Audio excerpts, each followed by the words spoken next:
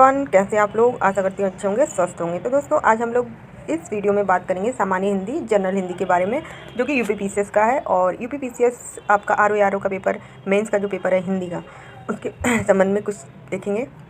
तो दोस्तों, ये सामान्य हिंदी का है पेपर, जो कि इम्पॉर्टेंट है आपके जो यूपीपीसीएस वाले कैंडिडेट हैं, जो अभ्यर्थी है, उनके लिए बहुत ज़्यादा इंपॉर्टेंट है। और आज से ही शुरू कर दीजिए आप लोग जो है मेंस की तैयारी। और जो अधिकतम जो इसका अंक की बात करें दोस्तों, जो हिंदी सामान्य हिंदी में बहुत आसान ही आता है, लेकिन बहुत सारे बच्चे इसकी अच्छे से तैयारी नहीं कर पाते हैं, तो उन लोगों को बहुत ज़्यादा टफ लगता है। तो देखिए किस तरीके से क्वेश्चन पेपर आया है, हम लोग पहले देख लेते हैं, इसके बाद हम लोग इसको सॉल्व करेंगे, ठीक है ना। ये 2023 का पेपर है दोस्तों, और आपको मेंस में 3 घंटे का जो है टाइम मिलता है लिखने के लिए, और 150 मार्क्स का ये पेपर रहता है। सारे question all question are compulsory, सारे क्वेश्चन कंपलसरी रहते हैं दोस्तों, और प्रत्येक प्रश्न के अंक निर्धारित अंक जो है अंकित है। तो पहला है दोस्तों, पहला क्वेश्चन है वो आपका गद्यांश है। गद्यांश में आपके 3 क्वेश्चन मिलेंगे, देख सकते हैं आप लोग। गद्यांश जो है दोस्तों, ये है गद्यांश आपका पूरा, इसको आप लोग अच्छे से पढ़ लेंगे और इसको उत्तर देंगे। 5-5 नंबर का है। देखिए यहाँ पे 5-5 नंबर का जो है कोई एक क्वेश्चन है। तो ऊपरी लिखित गद्य का से अपने शब्दों में लिखिए, तो अपने शब्दों में इनको लिखना है। जीवन निष्प्रयोजन नहीं होना चाहिए से क्या विपरीत है, ये भी 5 नंबर का। और गद्यांश की रेखांकित पंक्तियों की व्याख्या अपने शब्दों में कीजिए, तो अपने शब्दों में लिखना है दोस्तों। 20 नंबर का ही क्वेश्चन है।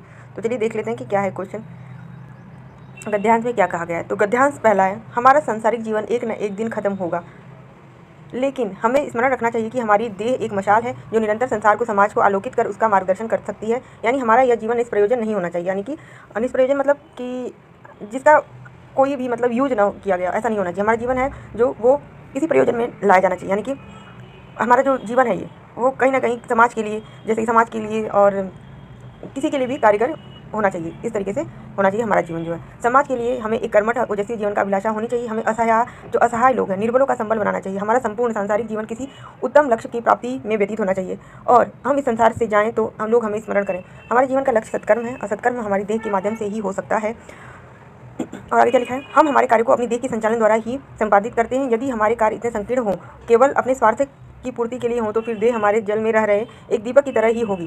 तो इसमें कहा गया है दोस्तों कि जब हमारे जो स्वार्थ की पूर्ति के लिए अगर हमारे कर्म होंगे और उसी पे खाली आधारित होंगे, तो जो हमारा देह है वो घर में जल रहे एक दीपक की तरह ही होगी, जो घर में केवल प्रकाश दे रहा है, सिर्फ उसकी तरह ही होगी, जिसे प्रकाश का लाभ केवल हमें ही मिलेगा, यानी कि सिर्फ घर वालों को ही मिलेगा, उस घर को ही मिलेगा प्रकाश का लाभ, एक दीपक की तरह ही। इस तरीके से इस पैराग्राफ में कहा गया है। किंतु यदि हम लोग के हित के कार्यों में संलग्न रहते हैं, तो समझिए कि हमारी देह एक मशाल की तरह है, जिसकी रोशनी से दूसरे न केवल प्रभावित हैं बल्कि प्रेरित भी हैं। मशाल में वह ताकत है कि दूसरों में उत्साह भरकर अन्य मशालों को आमंत्रित कर सकती है, और अन्याय उत्पीड़न रूपी अंधकार में विरोध का, आज़ादी का, नए परिवर्तन का प्रकाश भी फैला सकती है। तो दोस्तों, बहुत ही अच्छा पैराग्राफ दिया है, और बहुत अच्छी चीज़ में बताई गई है कि जो हमारा जीवन है, संसारिक जीवन है, जो उसमें हमें सिर्फ अपने स्वार्थ के लिए ही नहीं जीना चाहिए, दूसरों के लिए भी जीना चाहिए। हमें दूसरों को, जो असहाय है, निर्बल है, उनको सहायता करना चाहिए। और जो हमारा पर्यावरण है, इसमें ये भी लिखा गया कि मतलब संसार के लिए किसी भी काम, अगर जो हमारी देह है वो किसी भी काम सत्कर्म में काम आ सकेगी। इस तरीके से ये जो पैराग्राफ दिया है, तो इसमें ऊपरी गद्य का आशय अपने शब्दों में लिख सकते हैं आप लोग, अपने शब्दों में इसका आशय लिखना है, ठीक है ना। और दूसरा क्वेश्चन है, तो इसमें आशय कैसे लिखेंगे आप लोग, देखिए आशय है, इसको अपने शब्दों में, हमारा जीवन सारी जीवन एक दिन खत्म होगा ही, तो इसमें हम ऐसे शुरुआत कर सकते हैं कि जो हमारा जीवन है वो हमें ये याद रखना चाहिए कि एक दिन खत्म होगा, और जो ये देह एक मशाल की जो निरंतर संसार को आलोकित कर उसका मार्गदर्शन करती है। तो अपने भावार्थ में इसका आशय लिखना है, ठीक है ना। तो अपनी तरीके से आप लोग इसको लिख देंगे। इसके बाद दूसरा क्वेश्चन देखते हैं, जीवन निष्प्रयोजन नहीं होना चाहिए, इसे क्या विपरीत है। जीवन जो है दोस्तों निष्प्रयोजन नहीं होना चाहिए, यहाँ पर लिखा था, ये देखिए निष्प्रयोजन नहीं होना चाहिए, है ना। यानी कि जो हमारा जीवन है वो किसी न किसी कार्य के लिए ही होना चाहिए। हमारा जो जीवन का उद्देश्य है वो किसी न किसी, हमारे समाज को, चाहे हमारे पर्यावरण से संबंधित है या हमारे सामाजिक जीवन से संबंधित, उसके लिए होना चाहिए, निष्प्रयोजन नहीं होना चाहिए, ठीक है। तो नेक्स्ट क्वेश्चन देखते हैं हम लोग। और इस तीसरा क्वेश्चन है, गद्यांश की रेखांकित पंक्तियों की व्याख्या अपने शब्दों में कीजिए। जो ये रेखांकित पंक्तियां हैं दोस्तों, यहाँ से, हमारी देह एक मशाल की तरह है, जिसकी रोशनी से दूसरे न केवल प्रभावित हैं बल्कि प्रेरित भी हैं।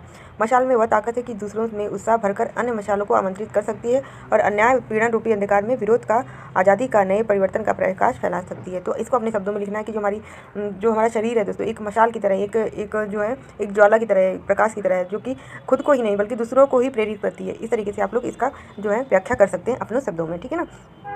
अब नेक्स्ट क्वेश्चन देख लेते हैं। नेक्स्ट क्वेश्चन है नैतिकता।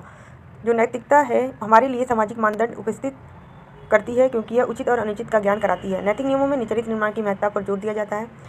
तो इसको आप लोग पूरा पढ़ेंगे दोस्तों, ये पैराग्राफ है। और नीचे जो गद्यांश का उचित शीर्षक बताना है, तो इसका उचित शीर्षक आप लोग पढ़ेंगे, इसके बाद ही हम लोग इसको निकाल सकते हैं कि उचित शीर्षक क्या होगा।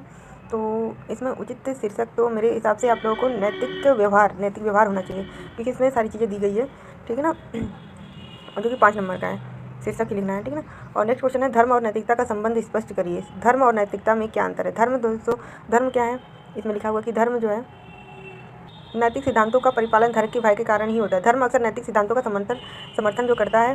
तो इस तरीके से आप लोग नैतिकता और इसका संबंध स्पष्ट कर सकते हैं, इसमें दिया हुआ है। ओके, नेक्स्ट क्वेश्चन है गद्यांश का संक्षेपण लगभग 1/3 शब्दों में कीजिए। तो संक्षेपण क्या होता है दोस्तों? संक्षेपण की परिभाषा मैं आप लोग को बताऊंगी। तो संक्षेपण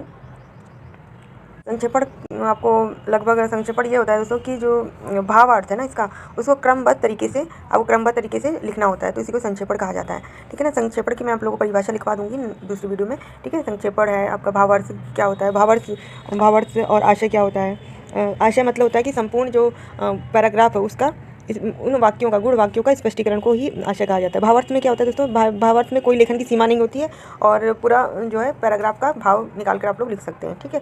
तो संक्षेपण में आप लोग क्रमबद्ध तरीके से ही लिखिएगा। ओके, नेक्स्ट क्वेश्चन देखते हैं। नेक्स्ट क्वेश्चन है तीसरा, और जो कि आपका 10 नंबर का है, और ये है पत्र लेखन से संबंधित, शासकीय पत्र लेखन। जिला कलेक्टर की ओर से मंडल आयुक्त को एक पत्र लिखिए। इस पत्र में राज्य सरकार द्वारा घोषित स्वच्छता सप्ताह के दौरान जिले में किए गए विविध कार्यों का विवरण लिखा है। तो दोस्तों ये जिला कलेक्टर की तरफ से लिखना है, तो आप यहाँ पर लिखेंगे जिला कलेक्टर, और उसके बाद मंडल आयुक्त को लिखना है। तो मंडल आयुक्त को विषय लिख देंगे, विषय में स्वच्छता सप्ताह के दौरान किए गए कार्यों का विवरण, इसके बाद दिनांक डालेंगे, इसके बाद महोदय से स्टार्ट कर देंगे आप लोग लिखना, ठीक है। और जो कार्य दिए गए, मतलब आपने स्वच्छता सप्ताह में जो भी कार्य किए हैं उसका विवरण आप लोग 1 2 3 4 करके अच्छे से लिख देंगे, ठीक है। नेक्स्ट क्वेश्चन है तीसरे का ख, ये भी 10 नंबर का है आपका। जिला शिक्षा अधिकारी की ओर से एक आदेश जारी कीजिए जिसमें श्री राम सिंह व्याख्याता गणित उच्च माध्यमिक विद्यालय क नगर को उच्च माध्यमिक विद्यालय ख नगर में तत्काल प्रभाव से 2 माह की प्रतिनियुक्ति हेतु आदेशित किया गया हो। तो इसमें आपको जिला शिक्षा अधिकारी की ओर से एक आदेश जारी किया गया है उसके संबंध में लिखना है, ठीक है ना। तो इस तरीके से आप लोग ये पत्र लिख दीजिएगा। ओके, नेक्स्ट क्वेश्चन है विलोम शब्द। विलोम शब्द दोस्तों चौथा है, ये भी 10 नंबर का है आपका। मसृण का अर्थ होता है मुलायम, ठीक है। मसृण का अर्थ होता है मुलायम, और मसृण का जो विलोम होगा, विलोम क्या होगा? रुक्ष, ठीक है। रुक्ष लिख लीजिए आप लोग, मसृण का रुक्ष हो जाएगा, ठीक। इसके बाद त्याज्य का विलोम होगा ग्राह। त्याज्य मतलब होता है आपका त्यागने वाला, और ग्राह इसका हो जाएगा त्याज्य का ग्राह, ठीक है, ग्राह। और या फिर अताज्य भी हो सकता है, अताज्य। ओके, नेक्स्ट क्वेश्चन है उद्धत का विलोम क्या होगा? अनुद्धत हो जाएगा दोस्तों, अनुद्धत, ठीक है। नेक्स्ट है गे का गे हो जाएगा, गे का क्या हो जाएगा? अगेय। ओके, नेक्स्ट क्वेश्चन है पाच्य का होगा अपाच्य, ओके। प्रखर मतलब होता है तेज बुद्धि वाला, और प्रखर का हो जाएगा मूर्ख, ठीक है, मूर्ख। प्रखर का विलोम मूर्ख हो जाएगा। इसके बाद है धृष्ट का होगा, मतलब धृष्ट मतलब होता है दोस्तों बहुत धृष्ट मतलब गुस्सा करने वाला, या धृष्ट का हो जाएगा आपका विलोम विनम्र। ओके, नेक्स्ट क्वेश्चन है संगठन का होगा विघटन, और अभिग का अनभिग लिख लीजिए। अनिवार्य का हो जाएगा वैकल्पिक, ठीक है, वैकल्पिक हो जाएगा इसका आंसर। ओके, नेक्स्ट क्वेश्चन है निम्नलिखित शब्दों में प्रयुक्त उपसर्गों का निर्देश कीजिए। उपसर्ग बताने हैं। पहले में पर्यटन है, पर्यटन का उपसर्ग है परि। दूसरा प्रतीक्षा क्या है? प्रति, उपसर्ग हो जाएगा प्रति। नेक्स्ट है अन्वेषण का होगा अनु, ठीक है, अनु। नेक्स्ट है निरूपण का हो जाएगा नि, उपसर्ग। अध्यक्ष में अधि, उपसर्ग हो जाएगा, ठीक है, अधिक उपसर्ग। नेक्स्ट है प्रयुक्त प्रत्ययों को पृथक कीजिए। प्रत्यय बताने आपको। वैष्णव में इसका वैष्णव में जो है प्रत्यय हो जाएगा। ग्रामीण में इण प्रत्यय हो जाएगा, और वाणिज्य में य प्रत्यय होगा। गडरिया में इया जो है प्रत्यय हो जाएगा, और कौंतेय में ए जो है प्रत्यय हो जाएगा, ठीक है। नेक्स्ट क्वेश्चन है जो एक शब्द लिखिए। अनिश्चित जीविका के लिए एक शब्द क्या हो जाएगा? अनिश्चित जीविका के लिए आकाशवृत्ति। ओके, बच्चों से लेकर बूढ़ों तक अबाल वृद्ध, इसका क्या होगा? अबाल वृद्ध, ठीक है। नेक्स्ट है 4 अंगों वाली सेना को चतुरंगनी कहेंगे, और पेट की आग जठाराग्नि कहेंगे, और दूसरों के दोष निकालने की जिसकी प्रवृत्ति हो उसे हम लोग क्या कहेंगे? छिद्रान्वेंसी, ठीक है, छिद्रान्वेंसी। ओके, नेक्स्ट क्वेश्चन है, इसमें लिखना है कि इसमें बताना आपको शुद्ध जो वाक्य करना है, ठीक है, वाक्य को शुद्ध करना है। तो इस 7 नंबर का जो क्वेश्चन है दोस्तों मैं नेक्स्ट वीडियो में कराऊंगी, और 8 नंबर का क्वेश्चन जो आपको नेक्स्ट वीडियो में कराऊंगी, क्योंकि वीडियो बहुत ज़्यादा बड़ी हो जाएगी दोस्तों। ओके, और कोई भी क्वेरी आप लोग पूछ लीजिएगा। और जो एप्लीकेशन है ये जो आपको पत्र है दोस्तों, ये किस तरीके से लिखना है मैं आप लोगों को नेक्स्ट वीडियो में जरूर बताऊँगी।